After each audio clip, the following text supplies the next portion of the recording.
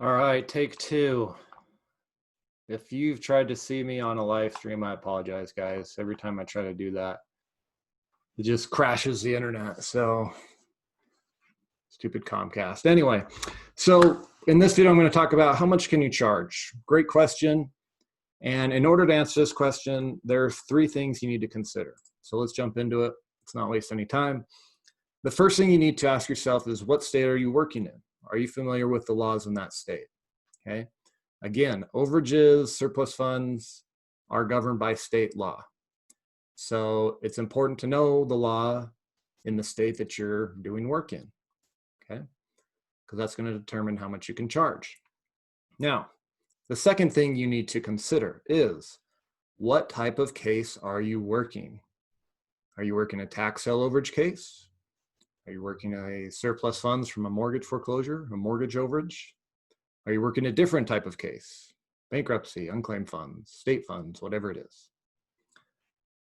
Because that's also going to determine how much you can charge. For example, tax sale overages in Florida don't really have limitations.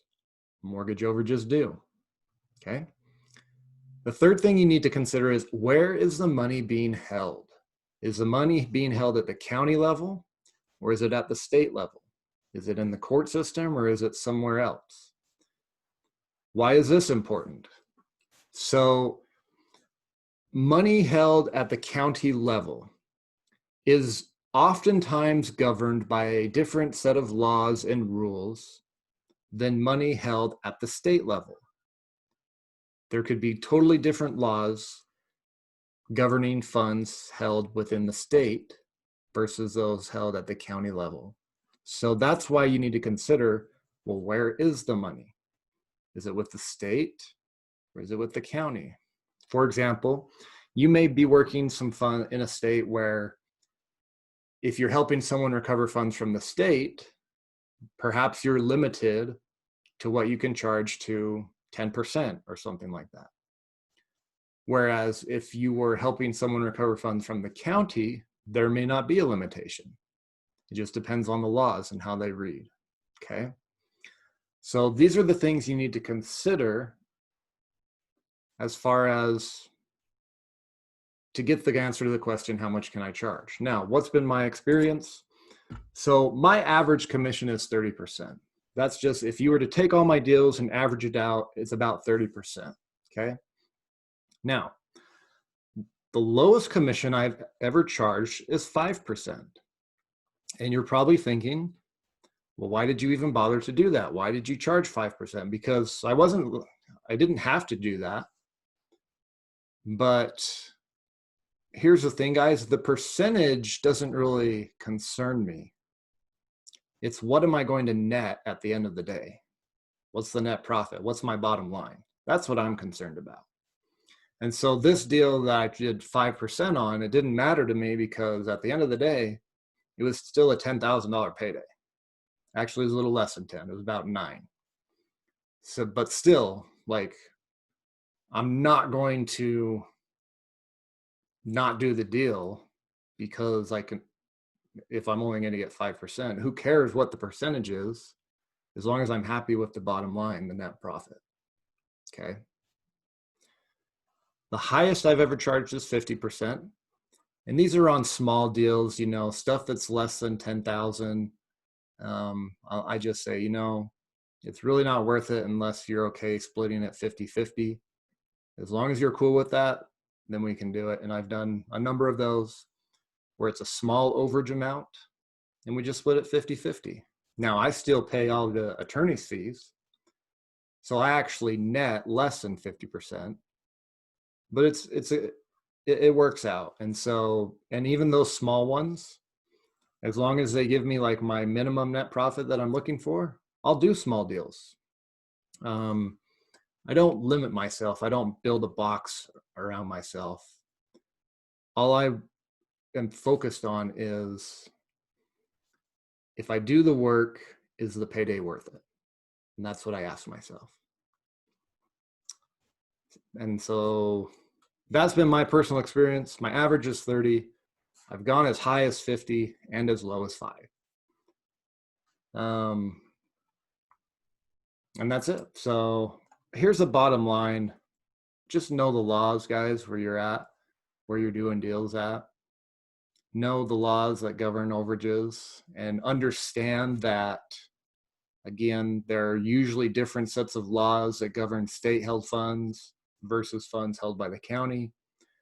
And as well as there's usually different laws that govern tax sale overages and another set of laws that govern mortgage overages, okay? And so it's one of the tough parts about the business, right? There's a lot of moving parts, a lot of little details that you need to pay attention to. But once you know them, it's not terrible. So I actually have a guide. It's a 50-state guide where you can get access to all the laws and kind of read over the summaries of all the different states and what their laws are. And if they have, if they have a cap on what you can charge for your services, you can learn about that in my 50-state guide. And yeah, if you want that, you can go to school.overagecourse.com.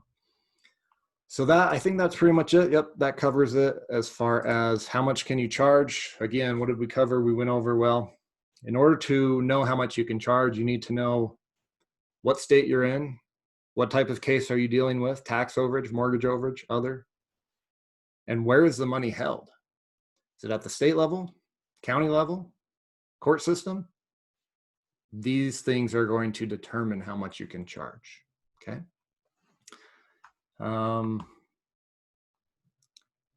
Before I end, let's talk quickly about fee limitations.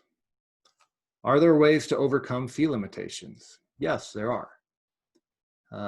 It requires you to know how to structure deals differently. And here's the other thing, guys. There's multiple ways to structure an overage deal. You can work at contingency, you can do buyouts, you can do other things. And so just because there is the point I'm trying to get at is if there's a fee limitation in the area that you want to work, don't let that be a deal killer for you, because there are ways to overcome the fee limitations, okay?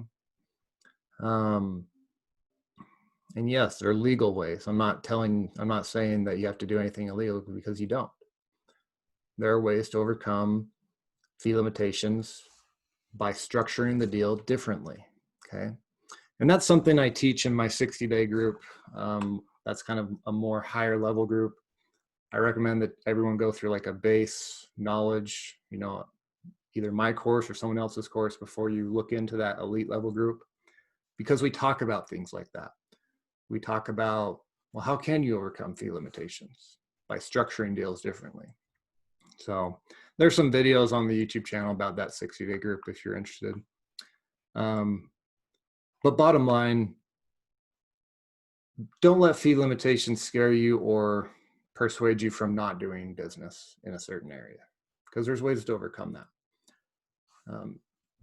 In this business, guys, there will be problems that you overcome, or problems that you face. You just have to figure out ways to overcome them. And that's just in life in general, okay? That's all I've got for you. Hope that helps, and we'll see you in the next one. Thanks, guys.